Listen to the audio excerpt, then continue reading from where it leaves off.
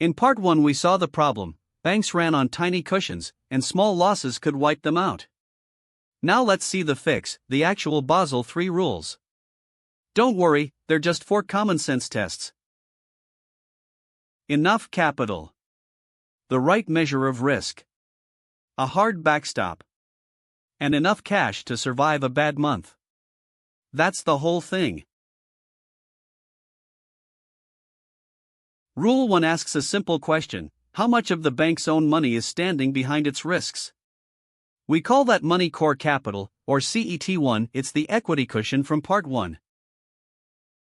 We divide it by the bank's risks, its risk-weighted assets.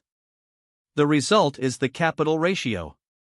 Basel III says it must be at least 4.5%, and with the safety buffer on top, around 7%. Before the crisis, some banks ran near 2%. Basel III roughly tripled the real requirement. But notice the bottom of the fraction: risk-weighted assets. That phrase is where the cleverness hides. Not every loan is equally risky, so we don't count them equally. Say a bank holds $300 of assets, split evenly 3 ways: government bonds, home mortgages, and business loans. Basel gives each type a risk weight. Government bonds are treated as rock solid, 0%. So $100 of bonds count as $0 of risk.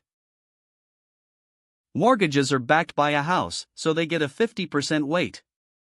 $100 of mortgages count as $50 of risk. Business loans have no collateral and can default, so they carry the full 100% weight. $100 counts as $100 of risk.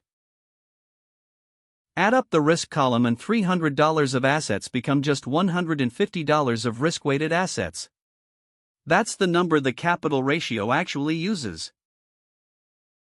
So the bank needs 7% of 150, about $10.50 of real capital. Riskier lending means more risk-weighted assets, which means more capital required. Fair. But here's the catch. If risk weights decide how much capital you need, a clever bank can argue its assets are safer than they are and shrink the bottom of the fraction. Basel II learned this the hard way. So Basel III adds a simple backstop that ignores risk weights completely. Take the bank's own capital and divide it by every dollar of assets it holds, no adjustments, no models.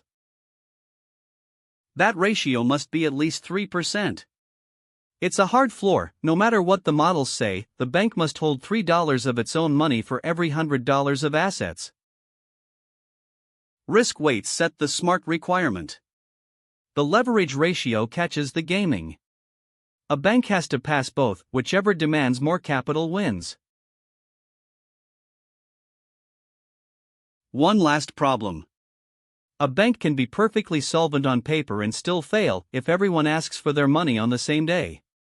Capital rules don't stop a panic. This does. The liquidity coverage ratio. Take the bank's easy-to-sell assets, cash and government bonds, and make sure they cover 30 days of worst-case withdrawals. At least 100%.